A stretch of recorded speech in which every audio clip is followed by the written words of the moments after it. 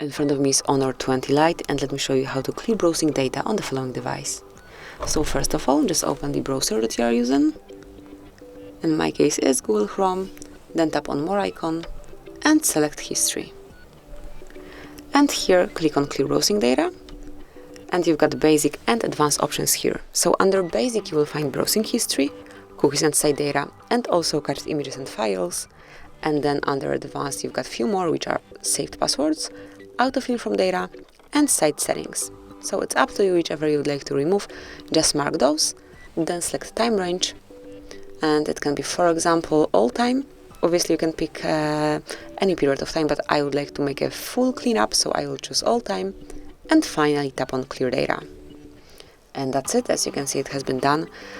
All websites and data have been removed, so you've got nothing here. You can create history from scratch. Thank you for watching.